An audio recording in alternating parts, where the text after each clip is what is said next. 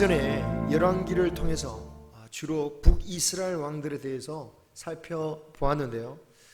이제는 앞으로 역대기를 통해서 남유다 왕들의 이야기를 한번 좀 보도록 하겠습니다. 오늘은 이스라엘이 분열되어져서 나누어져서 첫 번째 왕이 된 남유다의 왕 르호보암입니다. 그 분열된 과정에 대해서는 작년쯤에 한번 설교한 적이 있습니다. 이 지혜로운 신하들의 왕을 그 조언을 듣지 않고 자기의 동년배들의 말을 듣고 아버지보다 더 강압적인 정책을 벌이려다가 오히려 역풍을 맞아서 이스라엘 10지파가 떠나가는 그러한 탈퇴와 분열의 역사가 시작되었죠. 그리하여서 르호보암 왕은 아버지 솔로몬과는 비교할 수도 없는 초라한 왕이 되고 말았습니다. 그런데 이렇게 어렵게 시작했음에도 불구하고 그가 통치한 처음 3년 동안 유다가 강성해져 갔다라는 거죠. 이런 결과는 이 성경이 뭐라고 말하냐면 그 동안에 르호보암과 유다 백성들이 하나님 앞에서 바른 길로 행하였기 때문이다 라고 오늘 말씀을 하고 있어요. 르호보암이 그 바른 길에 그럼 도대체 어떻게 그런 은혜의 역사가 나타나느냐? 그 첫 단추는 그들이 하나님의 말씀 앞에서 겸손하게 들었기 때문이었습니다. 르호보암이 북이스라엘을 치러 올라갈 때였어요. 르호보암 입장에서는 당연히 북이스라엘 쪽은 반역자들이죠. 그들을 그냥 내버려 둘 수가 없는 겁니다. 그래서 유다와 그리고 일부 남은 베냐민 지파들로 이루어진 18명의 군사를 이끌고 진격을 해요. 하지만 이것은 하나님께서 원하지 않으시는 것이었습니다. 왜냐? 비록 르호보암에게 있어서는 반역처럼 보였을지 몰라도 이 북이스라엘은 하나님께서 정식으로 세우신 나라였기 때문이에요. 사울이 타락했을 때에 그 다윗을 세우시고 이스라엘을 다윗 왕가로 옮기신 것처럼 솔로몬이 타락했을 때 하나님은 여로보암을 세우셨습니다. 하지만 다윗을 생각해서 다 주지 않으시고 10개의 지파로 북이스라엘 나라를 세우게 만드신 거예요. 물론 우리가 북이스라엘의 초대 왕인 여로보암 그리고 그 이후로 이어진 왕들이 얼마나 죄악을 범하고 하나님을 떠났는지를 잘 알기 때문에 이 여로보암이나 북이스라엘은 이 반역자들 또는 여로보암은 반역자의 우두머리 정도로 생각할 수 있지만 사실은 이 여로보암 왕도 제2의 다윗이 될 수 있었던 거죠. 하나님은 여로보암에게도 축복의 약속을 하셨습니다. 만약 네가 다윗처럼 행하여서 하나님의 율법과 그리고 명령을 지킨다면 여로보암을 위해서 견고한 집을 세우겠다. 너희 이스라엘을 너에게 주겠다라고 주님이 약속하셨던 거예요. 그러므로 최소한 처음 분단되었을 당시만 해도 북이스라엘 그리고 남유다 이 두 나라는 모두가 똑같은 하나님의 나라였습니다. 그리고 하나님의 똑같은 백성이었던 거죠. 그렇기 때문에 이 두 나라가 서로 싸운다? 이건 하나님이 원치 않으시는 것입니다. 그래서 역대하 11장 4절을 보시면 선지자 스마야를 보내셔서 말리시고 계십니다. 스마야는 르호보암과 그리고 모든 백성들에게 외쳐요. 더 이상 가지 말라. 집으로 돌아가라. 이렇게 나라가 둘로 나누어진 것은 이 모든 일이 내게로부터 말미암은 것이다. 과연 이러한 스마야 선지자의 외침에 르호보암은 어떻게 행동했을까요? 놀랍게도 그 교만해 보이는 르호보암이 그 선지자의 말씀을 듣고 길을 되돌려서 집으로 돌아간 거예요. 여러분 성경으로 보니까 이것이 당연한 이야기 같아 보여도 현실적으로 이게 얼마나 어려운 일입니까? 자신이 물려받아야 할 땅의 절반 그리고 자신의 백성 대다수가 다 빼앗겼는데 이것이 하나님의 뜻이니까 돌이켜라 라고 하신 그 말씀에 되돌리는 거, 이거 쉬운 일이 아닌 거죠. 입장을 한번 바꿔놓고 생각해 보십시오. 만약 여러분의 재산, 이제 뭐 여러분은 물려받을 세대가 아니라 물려줘야 될 세대인데, 아니 여러분이 물려줘야 되는데 중간에 내 밑에서 일하던 사람이 가로채가지고 그 자식에게 돌아갈 것을 다 가져갔다, 아니면 내가 받아야 할 걸 누가 가져갔다. 그 상황에서 하나님의 뜻이다, 돌아가라, 재산 그 분쟁을 포기해라, 재판을 하지 말라 라고 한다면 그 말씀에 과연 우리가 쉽게 순종할 수 있겠습니까? 어쩌면 그래도 하나님의 말씀이라면 나는 순종할 수 있다 라고 생각할지 몰라요. 바울의 경우처럼 빛이 비쳐서 내 길을 막으시고 환상이나 환청을 들려주시면 나는 되돌릴 수 있을 것 같습니다 라고 생각하죠. 하지만 그게 정말 쉬울까? 성경을 보면 심지어 하나님의 음성을 듣고도 거절하는 사람들이 나타나요. 가인은 하나님으로부터 말씀을 들었으나 자신의 분대로, 자신의 분노대로, 감정대로 동생을 해치고 말았죠. 심지어 선지자 중에도 그런 사람이 있습니다. 요나 선지자, 하나님의 명령을 들었습니다. 하지만 오히려 반대 방향으로 가요. 끝까지 하나님의 말씀에 순종하지 않으려고 버티려고 하는 모습이 요나서에 나타납니다. 이렇게 하나님의 음성을 직접적으로 듣고도 자신의 감정이 맞지 않으면 순종하기가 쉽지 않다라는 것을 우리는 볼 수 있는데, 하물며 선지자의 말을 거절하는 예는 성경에서 너무나도 많이 나타나요. 그래서 예수님은 수많은 선지자들을 너희들에게 보냈지만 너희가 오히려 선지자들을 죽이고 하나님을 못 오겠다라고 말씀하기도 하셨죠. 과연 우리는 어떻게 행동하겠습니까? 하나님의 말씀이 임한다. 그러면 우리의 감정, 우리의 분노, 우리의 미움이나 또는 우리의 욕망을 위해서 달려가던 그 길을 과연 우리는 하나님의 말씀이 멈추라고 했기 때문에 멈출 수 있는 것인가? 하나님 말씀만 임하신다면야 멈춰야죠 라고 말할지 모르겠지만, 분명한 것은 우리에게 이미 하나님의 말씀이 주어졌다라는 거죠. 기록되어진 말씀을 통해서 우리는 이미 예수님으로부터 우리가 어떻게 행해야 할 바를 이미 우리는 알고 있다라는 거예요.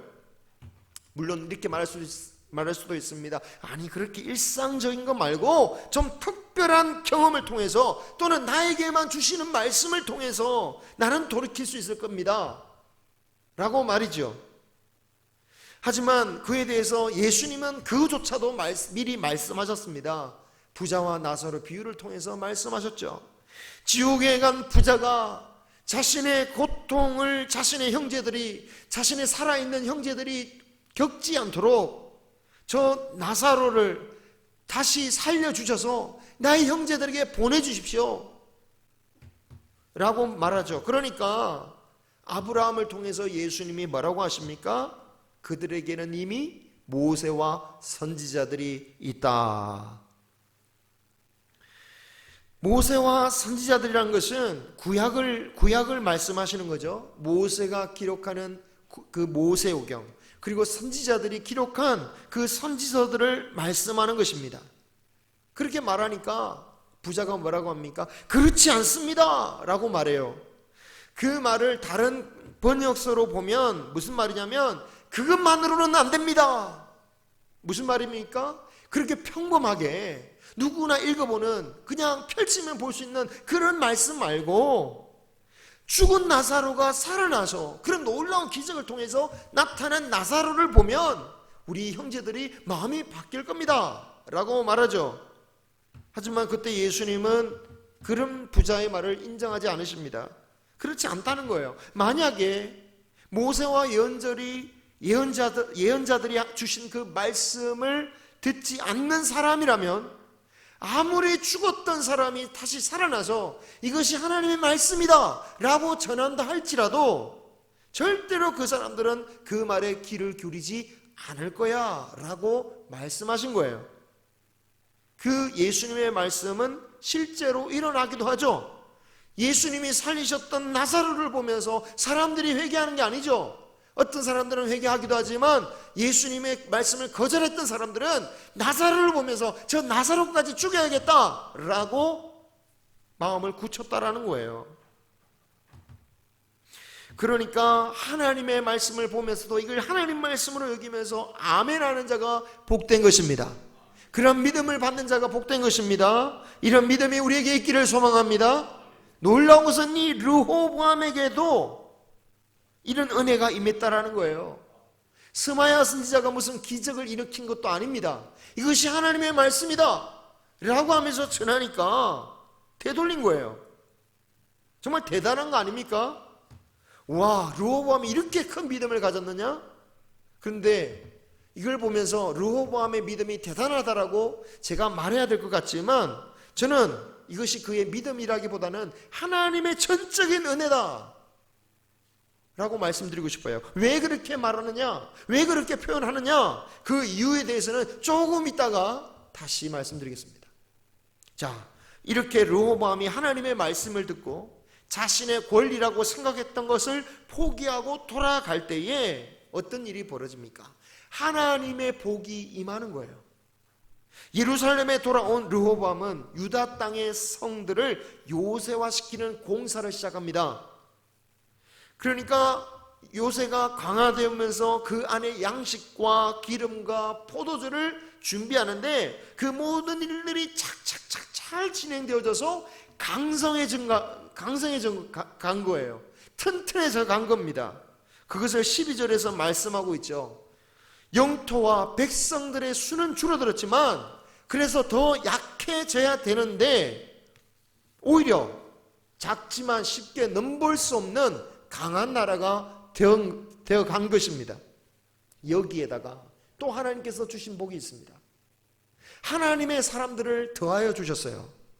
그들은 북이스라엘에 속했던 제사장들과 레위인들이었습니다. 처음에는 그들도 그들의 지파나 또 자신이 맡은 레위인들은 각 지파별로 들어가 있죠.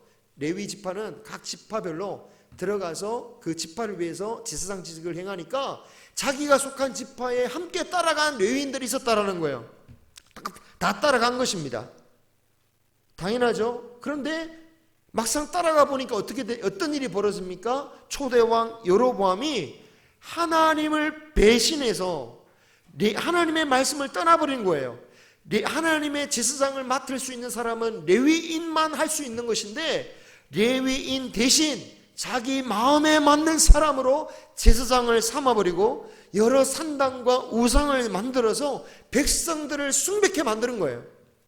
그러니까 이 모습을 참지 못하고 그 제사장들과 레위인들이 유다로 다 귀순하는 거예요. 다는 아니겠지만 많은 레위인과 제사장들이 귀순하는 거죠. 그리고 이들뿐만이 아니었습니다. 진정으로 하나님을 두려워하고 하나님을 믿고자 하는 자들은 그 일반 백성들도 이 레위 지파를 따라서 돌아온 거예요. 그리고 우리 탈북민들도 그렇지만 일단 우리나라에 오면 어떻게 됩니까? 더 충성을 하는 거예요. 그들은 르호보암과 유다를 위해서 힘껏 도와줘서 유다는 더 강해질 수 있었다라고 말씀하고 있는 것입니다. 그것이 11장에 주어진 17절의 말씀이죠. 그런데 여러분, 세상의 역사가들은 이런 성경을 보면서 굉장히 세상적인 관점으로 해석할 수 있어요. 유다가 강해진 것은 르호보암이 성을 강화하고 엘리트 백성들이 유입됐기 때문이다. 그런데 성경은 이렇게 말하고 있어요. 11장 7절 하반절에 무리가 3년 동안을 다윗과 솔로몬의 길로 행하였기 때문에 라고 말씀하고 있어요. 그런데 여기서 눈여겨볼 단어가 있습니다. 무리라는 말이에요. 무리. 보통 유다나 북이스라엘이나 그 왕의 사적 또는 그 시대를 평가할 때 주로 왕의 이름을 걸고 다윗의 길로 걸어갔기 때문에 하나님께서 복을 주셨다, 또는 여로보암이나 아합의 길로 들어섰기 때문에 그는 악했다 라고 말하고 평가하는데 여기서는 르호보암이라는 이름 대신 뭐라고 말합니까? 무리라는 표현을 써요. 무리가 다윗과 솔로몬의 길로 행했다라고 말하고 있다라는 거예요. 이 말은 뭐냐? 단지 르호보암만이 하나님 앞에서 잘했기 때문이 아니라 오히려 르호보암보다는 무리들 덕분에 하나님께서 유다를 강하게 하셨다라는 것을 보여주고 있어요. 이것은 앞서서 르호보암이 군대를 돌이켰던 장면에도 나타나는 모습이에요. 한번 다시 앞으로 11장 1절에 보면요, 처음 18만 명의 군대를 모아가지고 전쟁하려던 주체가 누구냐? 그 18만 명의 군대를 모은 사람이 르호보암이에요. 그래서 르호보암이 이끌고 올라간다 라고 말씀하고 있는데, 자, 하나님의 말씀을 듣고 나서 다시 돌아가는 사람, 그 돌아가는 주체는 누구냐? 4절에 보니까 그들이란 누구냐? 3절에 보니까 르호보암과 유다와 베냐민에 속한 모든 이스라엘 무리들이라고 말하고 있는 거예요. 그러니까 전쟁을 주대한 것은 르호보암이었을지라도 회개하고 돌아간 것은 누구다? 다 같이 돌아간 거예요. 누가 가자 해서 간 게 아니라 모두가 함께 회개하는 분위기가 되어서 돌아간 거예요. 생각해보면 르호보암만이 회개해서 이끌고 갔다? 그러면 그 르호보암이 군대를, 그 작전을 포기하고 다시 돌아온다는 게 쉽지 않아요. 왜? 자신의 권위 또는 자신의 정치 생명에 치명적인 위험이 다 오기 때문이죠. 지금 뭐 러시아도 마찬가지 아닙니까? 푸틴이 아무런 성과 없이 그냥 전쟁이 끝나면 안 되니까 악착같이 하고 있는 거잖아요. 그래서 르호보암 혼자 회개한다고 쉽게 돌아갈 일이 아닙니다. 그런데 다른 모든 백성이 모두 함께 돌이키기로 마음을 먹으니까 르호보암도 쉽게 되돌아갈 수 있었다는 거예요. 어쩌면 초창기 르호보암이 어땠습니까? 그 백성들이 요구하는 바에 따라서 막 조언을 많이 구하는 모습을 보는데요, 다른 사람에게 조언을 구하던 르호보암이기 때문에 어찌 보면 이때 그의 생각보다는 다른 백성들, 다른 방백들의 의견을 들어서 돌아가는 것이 낫겠다라는 말을 듣고 돌아갔을 가능성이 높다라는 거예요.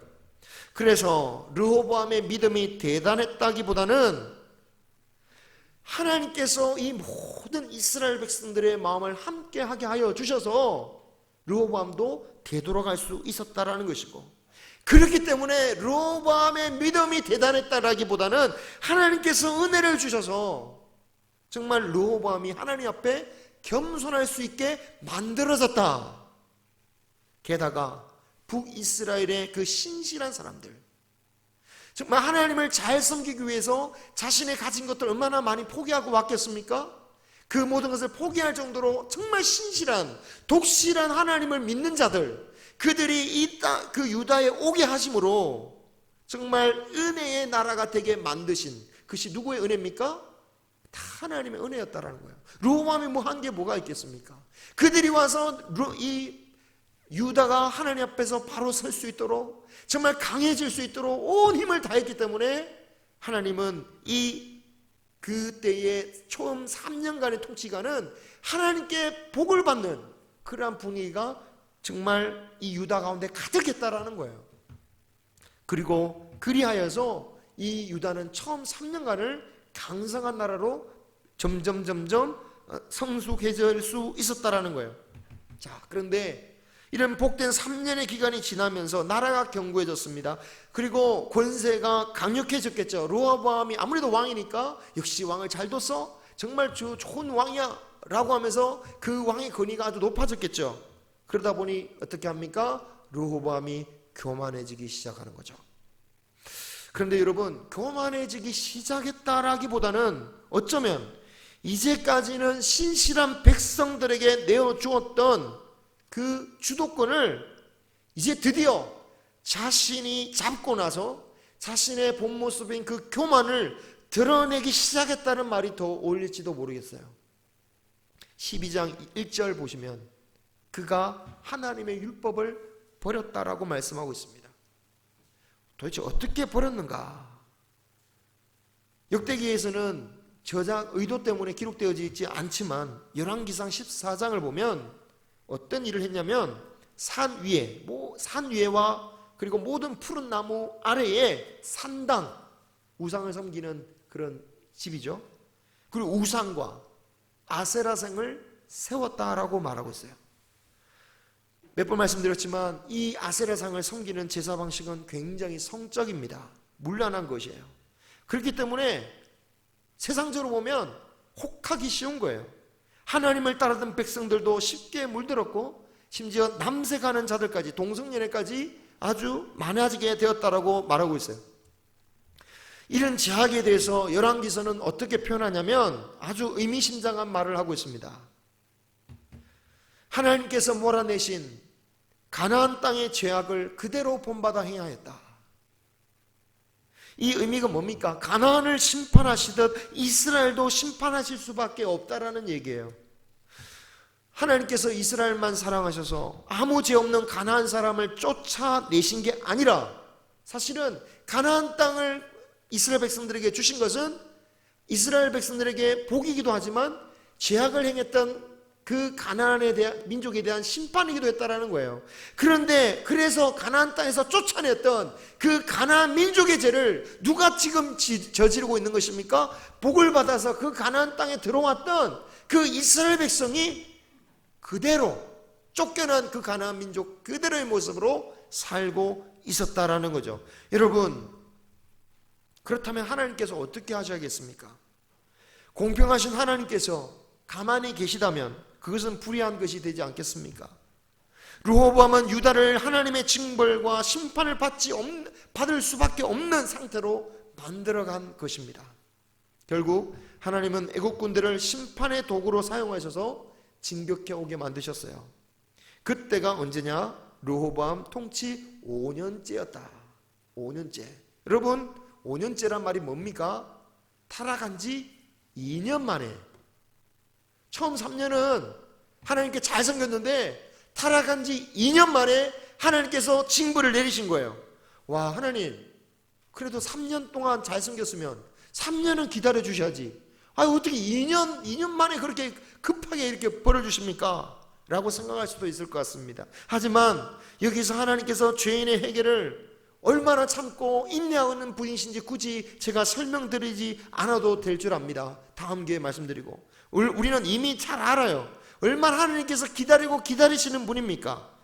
그런데 여러분, 다만 기다리시는 것만 은혜가 아니라 징계를 내리셔서 빨리 깨닫게 하시는 것도 은혜입니다.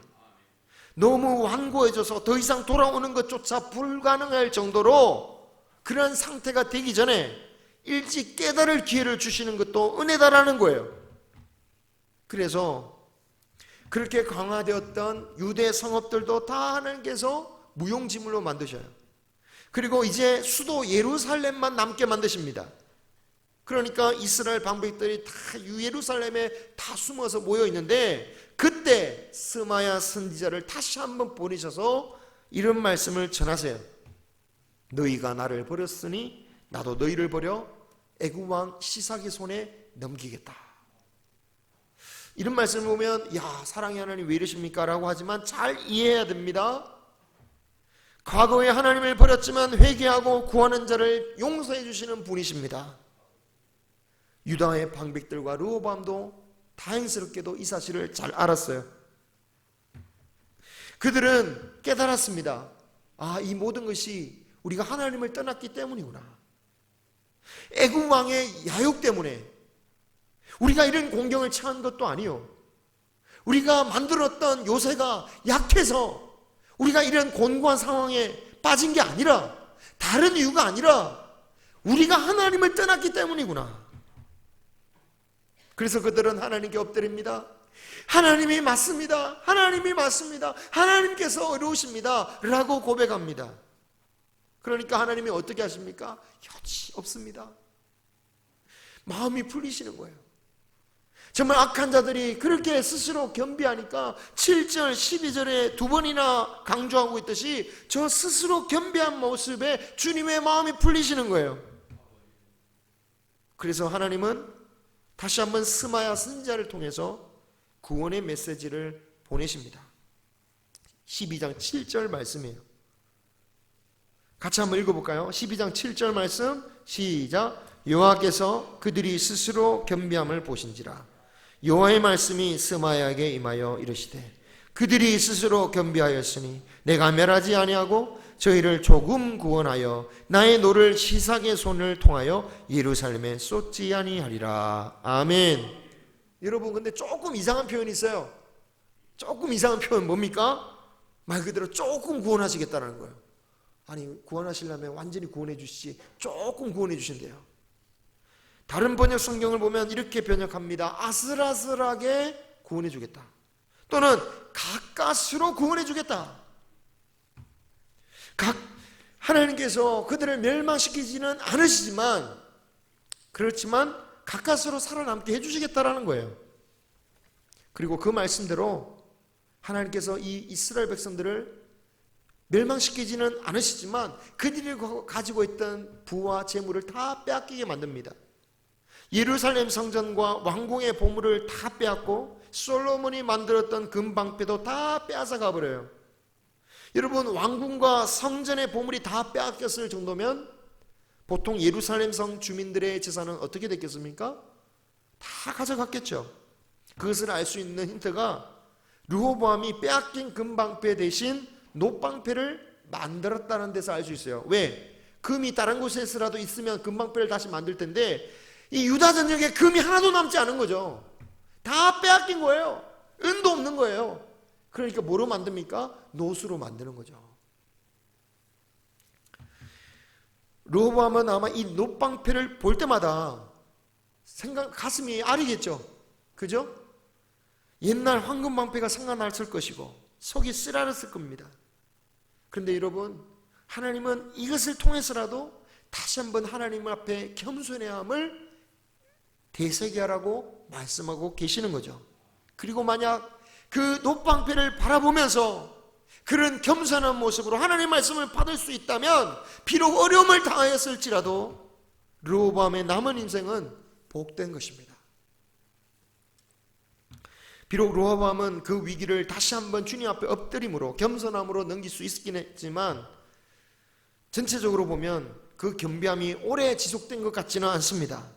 그래서 14절 보면 이 르호보암 왕에 대한 평가가 어떻습니까? 악을 행한 왕이었다. 왜? 여호와를 구하는 마음이 굳지 않았다, 굳게 하지 않았다 라고 말씀하고 있습니다. 근데 여러분, 저는 이 르호보암의 이야기를 보면서 하나님께서 르호보암에게 계속해서 겸손을 가르치고 계시구나.